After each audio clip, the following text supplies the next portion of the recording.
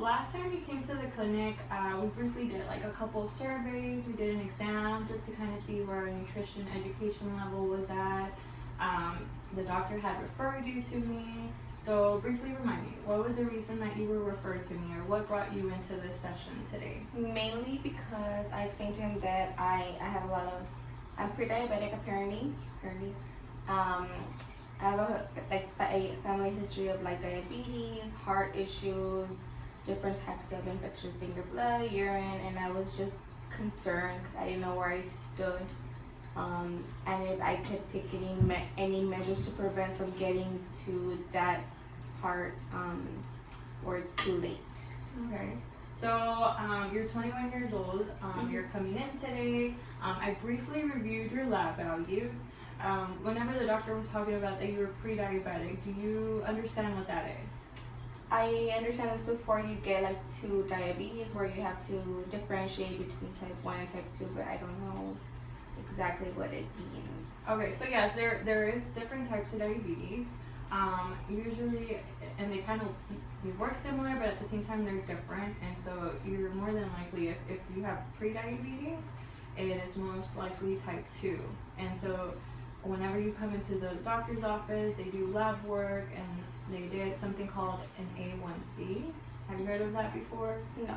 Okay, so it's a lab value, and they pretty much try to see how your sugar has been for the last 3 months, and it kind of gives us an estimate of how it's been.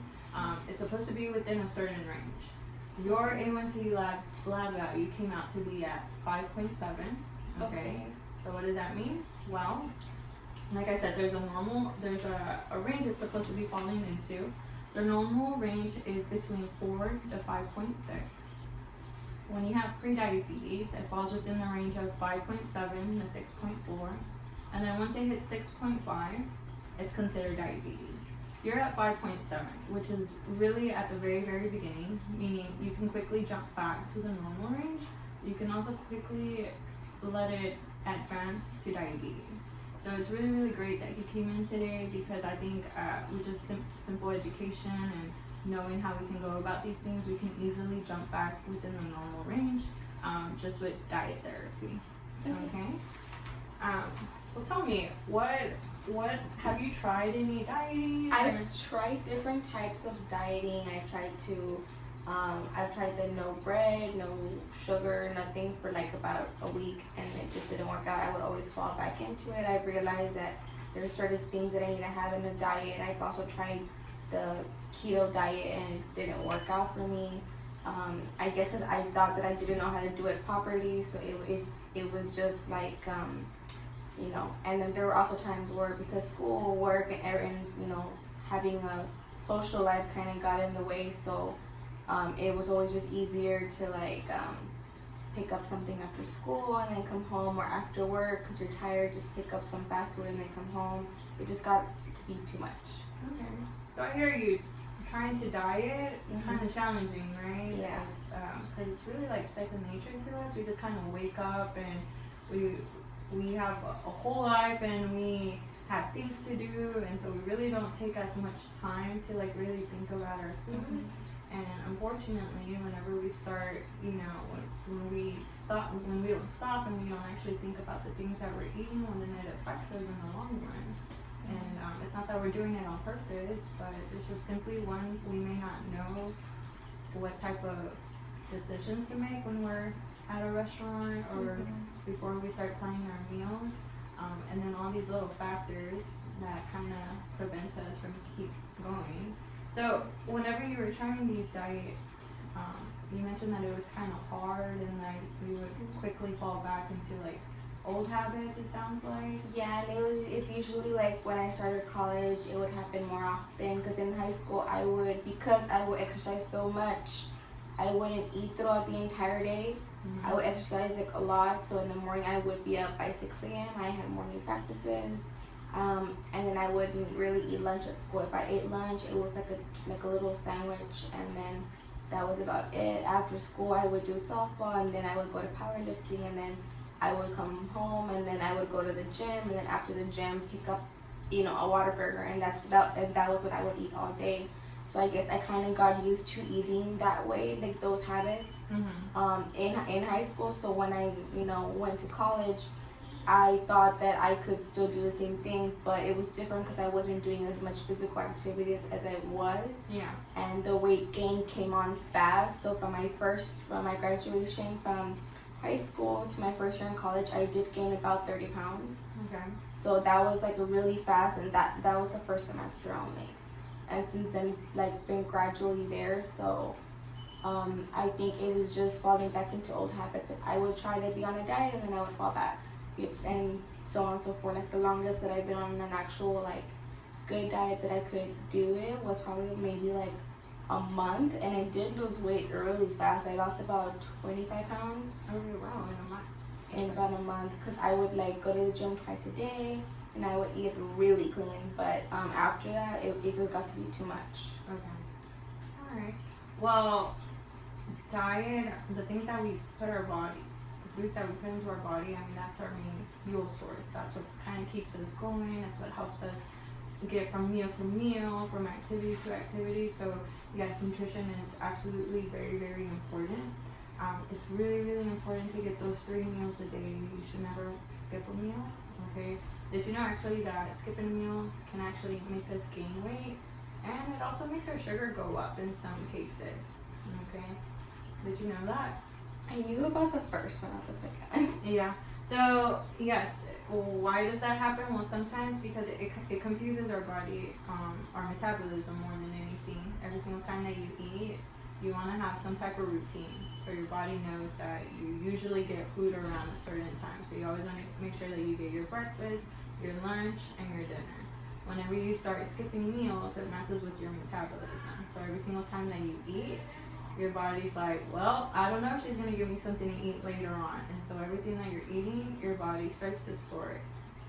Just so it can have like some type of fuel for later on. But really it starts getting into this rhythm where anything that you eat is just kind of storing and it's not really utilizing it as energy. So that's why it's very, very important that we try to do those 3 meals a day, breakfast, lunch, dinner, instead of trying to do a big dinner or a really, really big breakfast. You want to divide it throughout the day equally. Yes. Okay. So have you heard of the My Plate method? I've heard of it, but I've never really cared enough to pay attention, I'm being honest. Okay. So have you seen this handout right here? No. Okay. So these are the 5 groups of food. All the food that exists that falls under one of these 5 groups. You have the dairy, you have your starchy vegetables, the grains, the legumes, the fruits, the non-starchy vegetables, the protein. Okay. Whenever you have diabetes, you have pre-diabetes and it's not as advanced, but because of that, I am going to try to do like the diabetes My Plate method because I think that'll be very, very helpful in the long run for you. Especially if you know that diabetes already kind of runs in your family, it's better to start practicing these habits now, okay? So from these 5 food groups, there are 3 that make your sugar go up. Those 3 are the dairy products, like the milk, the yogurt, the cream, the starchy vegetables, the grains, the legumes, things like the bread, the tortillas, the pasta, granola, oatmeal, rice, potato, peas, lentils, beans, corn, and all the fruit. It doesn't matter what fruit it is, where it comes from, if it comes in liquid, if it's whole, if it's ripe, if it's sour, if it doesn't taste like anything. It doesn't matter. The moment you eat any of these 3 groups, whether you have diabetes or not, naturally your sugar spikes up. Okay? So it's not that we can't have these things because we still need them. Every food group offers something different. But what you want to do is be careful with the amount. And this is definitely not something that you want to serve yourself more of. This is what you want to be a little bit more strict with when you're serving your plate. So I'm going to draw a plate right here. Okay. And so what you want to do is, usually I would advise that you pick only 1 food group of carbohydrates at every meal. Okay. So I'll say, if we're being really, really strict, maybe we can do about a half a cup. This half a cup is this right here. Okay, which is like kind of like what fixing up. Yeah. And so I really don't care how you fill this cup up, but once we fill it up, then we save the next cup for the next meal. Okay, so this half a cup, you can fill it up with fruit, you can fill it up with a starchy vegetable, a grain, a legume, or dairy. Okay, but really this is what we're being more strict with, because we already know that it makes our sugar go up. It has excessive calories.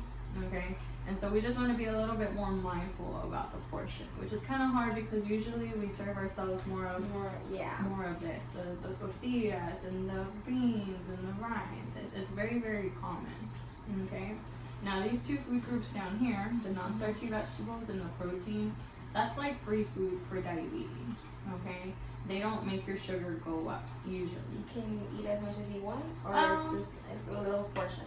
Well, I would say you could go crazy with the non-starchy vegetables, but you don't want to go too crazy with the protein. So this group right here, the protein, usually if it's like grilled, if it's not fried or breaded or anything like that, it usually doesn't make your sugar go up. But the protein group does contain more fat, and more fat means more calories. Okay, and if you're eating more calories, well, then that also can make us gain weight. So what you want to do is get lean protein. You want to do things more like chicken, turkey, fish. If you do tuna, get the one in water, not in oil. You did mention that in your family, cholesterol and heart problems are a little more common as well. So, I mean, it'd be good to, I don't see, when I checked your labs, your lipid panel was within good range. I didn't see any problems, but if you already know that this is something that you're more inevitable with, so it'd be better to just be more careful with it. Okay, we definitely don't want to start these problems as well. So I would say like the red meats, try to avoid them as much as you can, or just save it for one day during the week. Maybe you can save it for the weekend. Those times where you don't have a lot of control of the menu. Okay, red meats including like the fajita, the steak, bacon, sausage, barbacoa, menudo, carnitas, all those things that and like, for example, like the meat, like the red meat, because I know I really like red meat. I really can't, if I'm gonna take a diet, I want at least maybe a day or so that I want to get red meat, because I do like that. Okay. Like, how would it be the same portion as, like, for example, a salmon, or so every how single small a portion? Yeah, so this, because we are trying to lose weight, you want to lose weight, but what you don't want to do is lose muscle. So you do have to make sure that you're getting enough protein. And so ideally, I would say that we're trying to shoot for about 3 to 4 ounces at every meal. Okay, so what does that look like? Well, we can't go everywhere and measure our protein. That's kind of hard. We don't walk around and carry like a scale in our purse. But I would say, you'd have to eyeball it. Okay, and I would say like at the palm of your hand, and usually this varies from person to person. Okay, if you're taller, if you're a man, well, you'll need more protein. Okay, for women, usually we need less protein, and so I would say look at the size of the palm of your hand, and that's what you want to serve yourself up. So if you go to a party and they're serving like fajita, or it's the day that you really want to use the red meat, well then look at the size of the palm of your hand, and that's about how much you want to serve yourself up. Okay. Now, this group right here, the last one, the non-starchy vegetables, that's the one that you want to go crazy with. Why? Because it's free. Okay? This group right here, it usually doesn't make your sugar go up. Some non-starchy vegetables do have carbohydrates, but it's nothing compared to these groups up here. So it's a lot less. You get more bang for your buck with this group. It doesn't really affect your cholesterol. On the contrary, it'll help these lab values. It doesn't have as many calories, so it won't really make you gain weight. It'll help you get a healthier weight for your height. So you may see like some weight loss once you start putting it in your diet more. And it also helps you stay full for a longer period of time. So compared to everything else, really this is what you want to serve yourself more of. So I would say half of your plate would be vegetables. And so half of the plate vegetables, a quarter of the plate protein, and then a half a cup of one thing that will make your sugar go up. And so this right here, what I drew out for you, it's called the diabetic mind plate. And every single time that you sit down and have a meal, this is what you want your plate to look like. Okay? Half the plate vegetables, the palm of your hand of something that is a protein, and then a half a cup of something that does give you immediate energy and is considered a carbohydrate. Okay? So what do you think? I think it's good. Think it's- I know that, like, for example, the protein is fine. I usually don't mind it.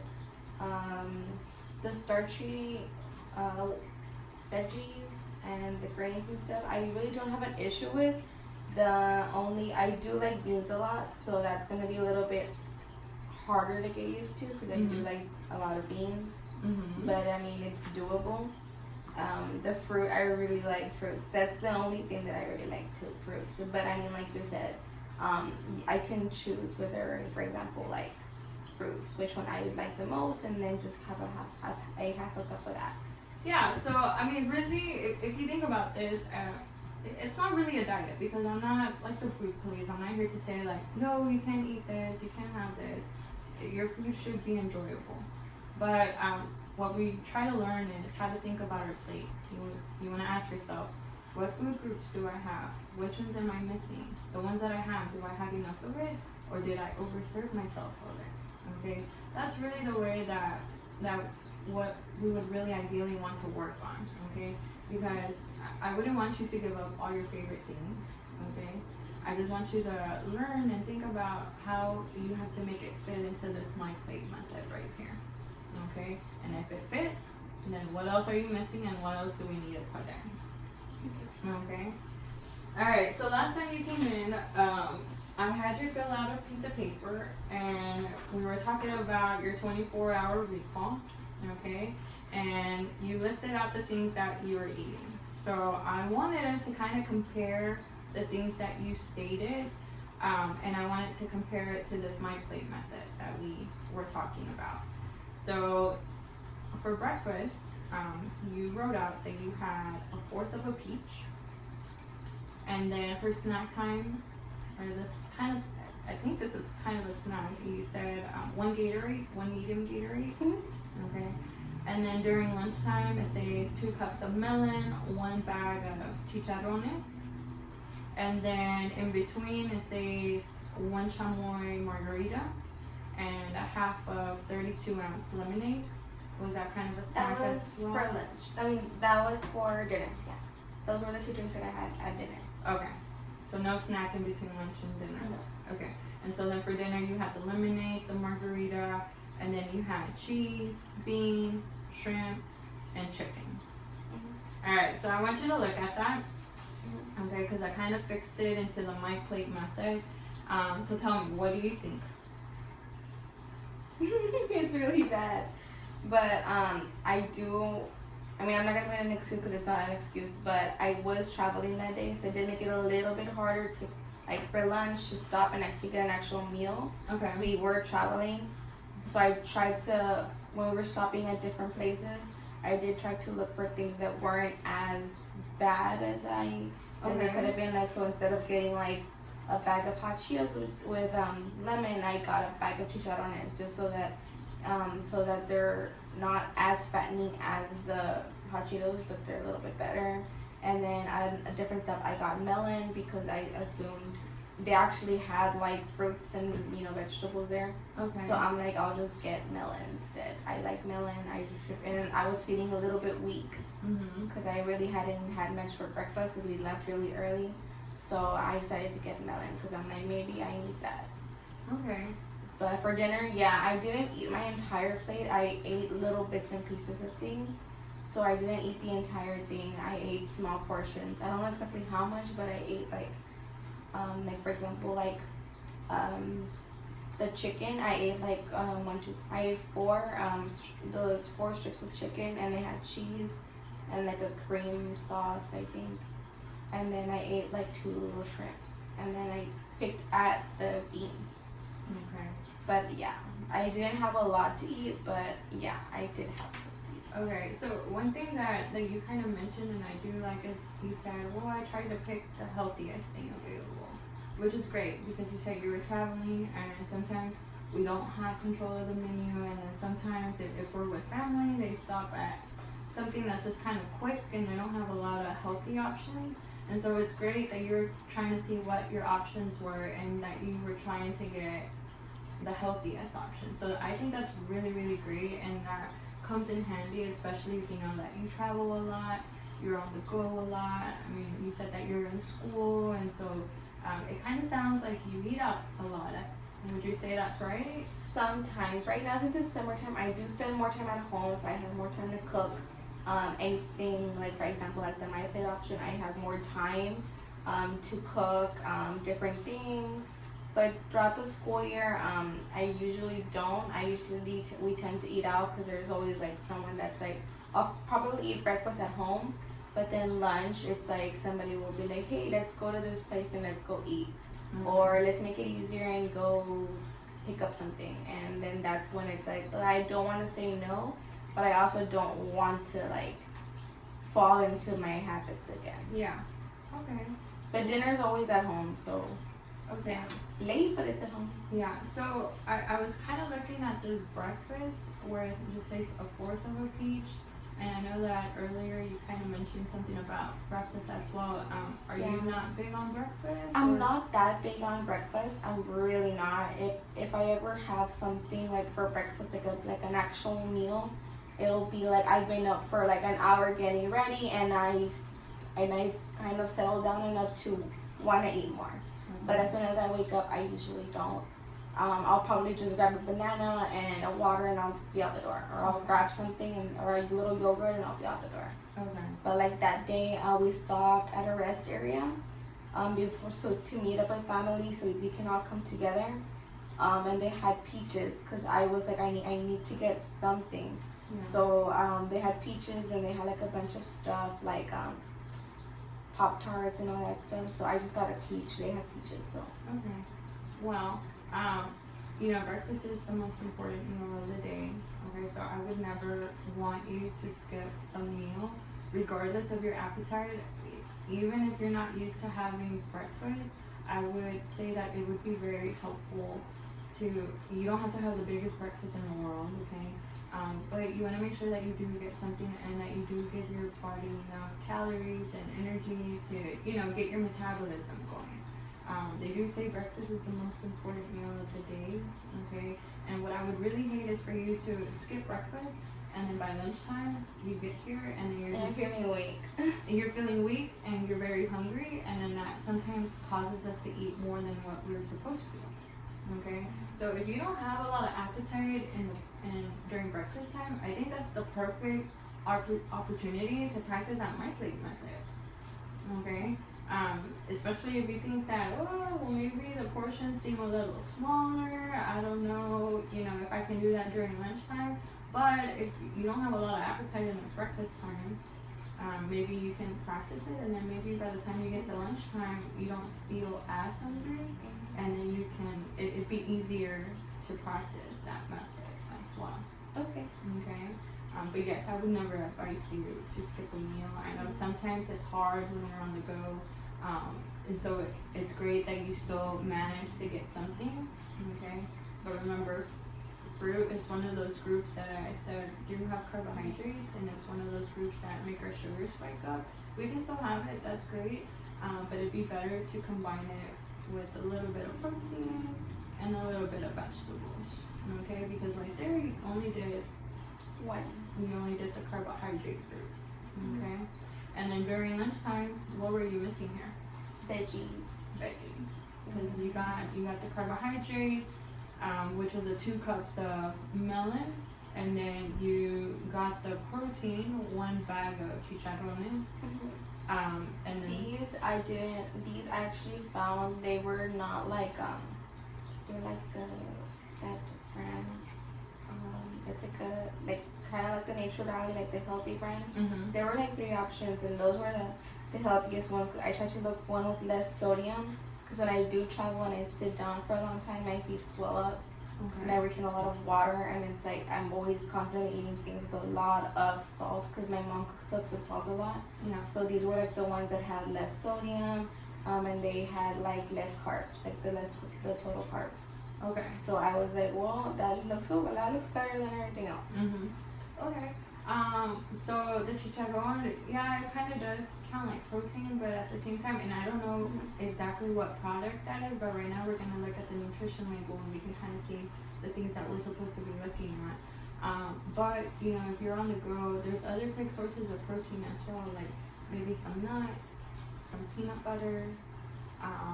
You can do like canned tuna, a little bit of fish or of string cheese. Okay, it doesn't have to be like, you know, Crazy. yeah, it doesn't have to be a big meal either. It really doesn't have to be the chicken or the fish or, you know, the tuna. As long as you hit. Yeah, but there is other sources. I know if you go to a gas station, they always have nuts and seeds and peanuts and things like that. And so that's also a good source of protein as well when you're on the go. And then the thing that you were just missing was your vegetables. Okay. And then during dinner time, what were you missing there? The veggies. The veggies again. Yeah. So I don't know. I'm seeing kind of. I'm not big on veggies. Yeah. I'm only big on some veggies. I am biased. I don't like all veggies. I just like some. Okay. So I mean, what vegetables are you willing to eat? Or I love broccoli. Broccoli, I can eat it. I can even eat it up just like that. As long as it's steamed or baked, I really like broccoli. I like spinach. I do like spinach. Regular lettuce also. I like to mix them together because, yeah. I don't like asparagus. I like carrots. I like celery with peanut butter. That's like a snack that I eat sometimes, like during this week. That's a good snack. What else do I like? Brussels sprouts too. And that's about it. Yeah. Yeah. Okay. I'm not big on tomato. Okay. So I mean, there's a ton of vegetables, and right here on this handout, I mean, it kind of just gives you like some examples of vegetables, non-starchy vegetables, that is.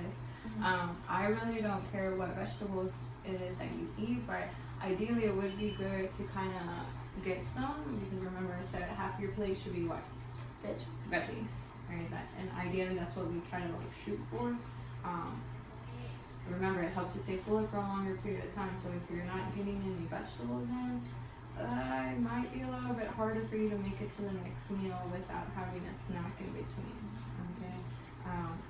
So what do you think that it's something, because I know you said you were traveling this day, what do you think is something that we can do to kind of help with that vegetable intake? I guess, for example, like traveling, I knew about the traveling maybe like earlier this week too. I should have prepared more, like I said, like even the celery with peanut butter, I like to eat that. So I guess I could have probably like gone to the store, bought some and cut it up and put it in baggies so that I wouldn't have to like be very so dependent on gas stations and rest stops. Yeah. I guess I could have done that too. And like just take more time in preparing things like the day before. Yeah, because usually when you go to gas stations, they don't really have vegetables a lot of the time. So yeah, if you know that you're traveling, or you know that when you're gonna have a busy day for like school or work, and you know that it's harder to get that in your meal, it would be a good idea to kind of like meal prep, get the vegetables that you do like, put them in a little Ziploc bag, and then just take it with you. That way, by the time you get to your next meal time, you have your vegetables, and then you just kind of combine it with whatever else is on the menu or whatever else your options are. Okay, but yes, I agree. Maybe we can work towards the vegetables a little bit more. Yeah. You know, and I know you said you're not very big on the vegetables. Have you tried vegetables, or did you just kind of? There's some that I just don't like. Okay. Like there's like tomato, never tried it, never gonna try it. Okay. Asparagus, haven't tried it, I'm never gonna try it. I just don't like the smell. Okay. Peas, I'm not very fond of, but if they're on my plate, I'm gonna eat them. Like, they're just a vegetable that I don't really care for, but I'll eat them. What's another one? Mushrooms, I don't like mushrooms. And I like cooking with them for the flavor, but I'll take them out, I don't eat them. Bell peppers, I've never tried them in a meal. probably should try them just to see if I like them. Mm-hmm. Cauliflower, I like it. It tastes like broccoli. To me, it's the same thing. Okay. I think carrots I like. They're okay. I think these are peas. Green beans. Green beans. Don't like those. Don't like them. Okay. But I can try them again. Maybe if I'll have to find different ways to cook them to where I like them. Maybe to add like a different flavoring or something. Maybe I can like them. I'll have to see. Yeah. Okay, so we're going into the next part of the nutrition education piece. The last thing that we talked about was being a little bit more open-minded about the vegetables. I know that we were talking about when you were on the road and you were trying to pick things that were healthier and that you were looking at the nutrition label for things that were lower in sodium. What are other things, out of curiosity, what are other things that you look at the nutrition label for? Usually they say to look at carbs and for them not to be like too many carbs per serving. To check how many servings there are. So is there kind of like a rule that you kind of use? I just right Google now? it. You just To Google be it? honest, yeah. Okay. So I mean, after you look at the carbs, then what do you do? I usually mainly it's just by sodium. If it has less sodium, I'll just get the one with the least sodium. Okay. Well, sodium and carbohydrates are like two different things. Okay. So right here, this is the nutrition label. Okay. So you briefly said that you look at what things? Sodium, and then they say to look at like, for example, the servings, like the serving size, and then they said to do something with the total carbs. Oh, here. Total carbohydrates. Okay. So the nutrition label. All right. You will find these things on all foods that are like processed. Usually all the things that are on the shelf, they'll have a nutrition label on them. Okay. When it comes to diabetes, I would say one of the most important things to look at is the amount of carbohydrates that we're eating. Usually we try to shoot for about 45 grams of carbohydrates at every meal. But the nutrition label, it can get very confusing. And they usually do this on purpose, I feel like, for the community, for people, because manufacturers really just want to make their product look healthy. And they'll throw a lot of numbers, a lot of percentages, but there's just a few things that I would say you'd want to focus on. One of those things is, like I said, the total carbohydrates. The total carbohydrates is one of them. The serving size is another one. Calories, occasionally. And then those are the main things for diabetes.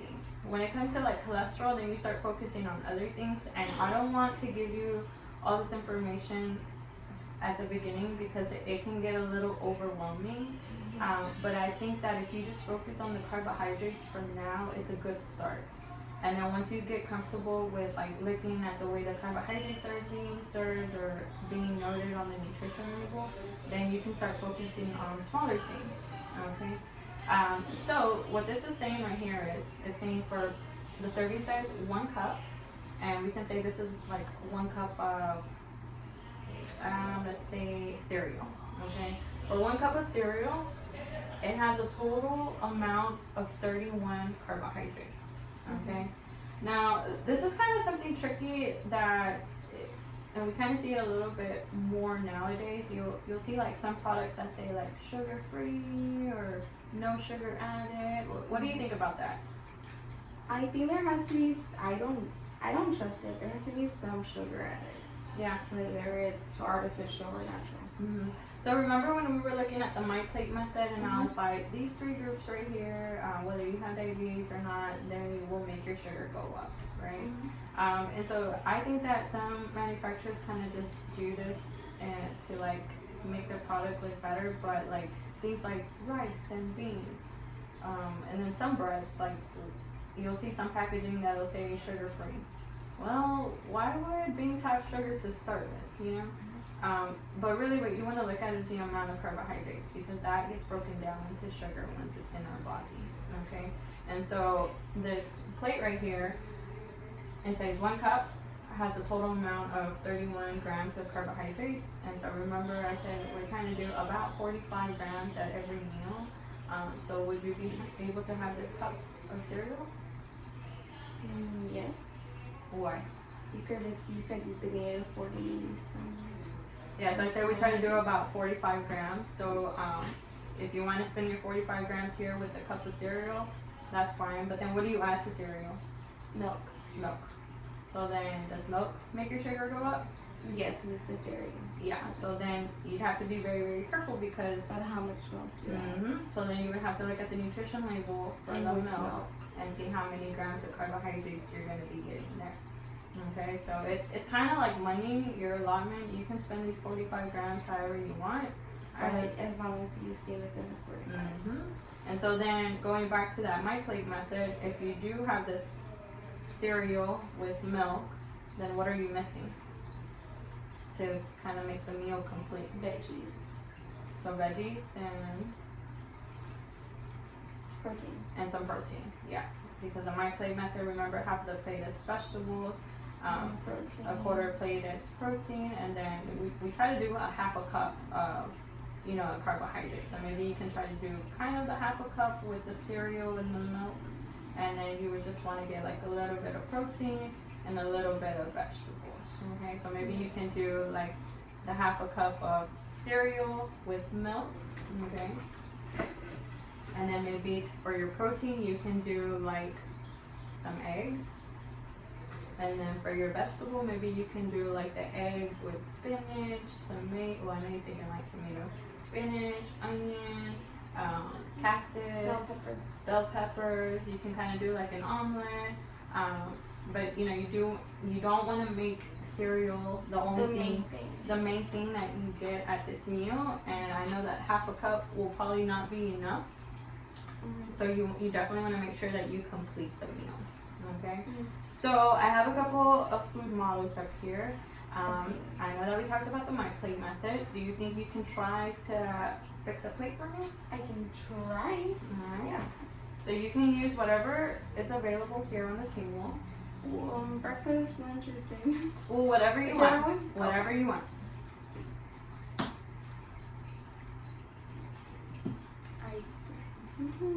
So just use the My Plate. I'm kind of hungry right now, so this is my favorite. I like this a lot. So Okay. this can be the half cup of.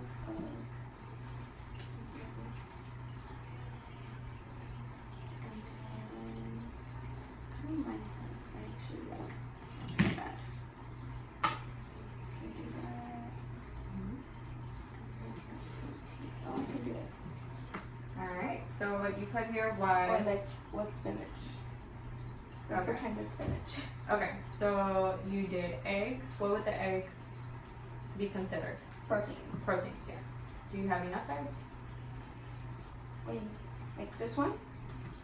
Well, how much did we say we needed It about said about 3 to 4 serving. I mean, it's the 3 to 4 ounces for the thing. So I guess we can do 2 eggs. Yeah, so maybe you can do 1 or 2 eggs. Okay. Just making sure that we do get enough protein. And then so you have the grapefruit. Where would the grapefruit fall under? This is the half cup of fruit. Okay, so that's your carbohydrate. Okay. Are you getting more or less of what you need? I'm getting maybe normal because this is half the grapefruit, not the whole grapefruit. Yeah, so it's a half grapefruit, and then we said about a half a cup, and so if you peel this, then it might be around half a cup, a little bit more, but it's still within that same range. Okay. Okay, and then what are we missing here? For which one? So we did the protein check, your carbohydrate check, And the veggies. and the veggies. So you put lettuce, tomato, and avocado, but you want to pretend that it's spinach. Or let's pretend that we don't have The tomatoes. Okay. I don't do good with tomatoes. Okay, so we can just do spinach. Is that enough spinach? Yeah, I mean, you said to go crazy. I mean, I could go crazy with them. So half of the plate should be vegetables. So yeah, we have a fair amount there. If you want it more, let's say that you eat this and you're like, hey, I'm still hungry, this was not enough. you can always add more spinach. Okay, I wouldn't want you to add more of the fruit. I really wouldn't want you to add more of the protein. The one that we want to go crazy with is the vegetables. So if that meal you feel like it's not enough, just add a little bit more of vegetables. Okay, and like for example, like I know I'm seeing food models and you have like the enchiladas. Like how would I make my plate good while eating that, for example? Okay. So I know sometimes like I'll go to my grandma's house and she'll have like enchiladas, for example. She'll make it a lot, and I don't like to say no to her. Mm-hmm. So I want to know like how would I want to know my way around that. Okay, so we have the enchilada. Mm-hmm. You got to think of the groups. So you what have do you have here? protein because of the meat, Okay. and then you have the starchy grains, which is the tortilla. You have Uh-huh. 2, and then the sauce. I'm assuming most of them may get out of It's like like tomato sauce. Yeah. So if you have 2 enchiladas here, what are you missing?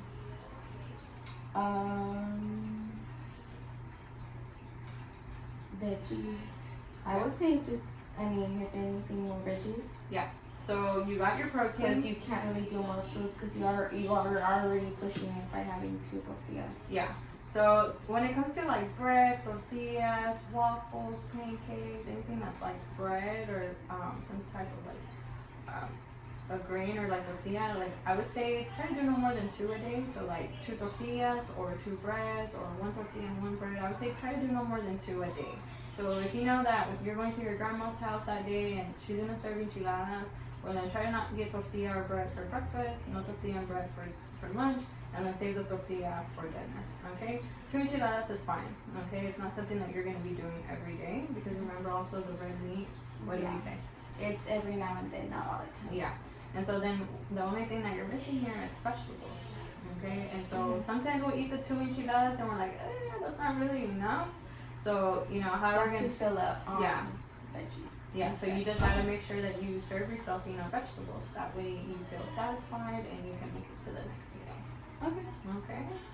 Alright, so that's it for today. One thing that I do want to do is talk about our goals because this is your first session. We're going to do 2 more. And then at the 3rd one, by that time, they're going to do new lab work and we're going to be able to see like your A1C, what it looks like. We're going to look at your weight. We're going to test our knowledge again, see how much we improved or, you know, we're just trying to see what we got out of this, okay? And so what I do want for us to do is to pick some goals and, you know, out of all the things that we talked about today, what is something that you think we can work towards or work on? I guess incorporate more vegetables. Try to find different ways that I can incorporate them. Okay. Ways that I like. And I guess I know I like tortillas a lot. I guess try to stay away from those Okay. and try to find alternatives to red meat. Okay. Yeah, because I know that it's good to have it every now and then, but it's better to stay away from it.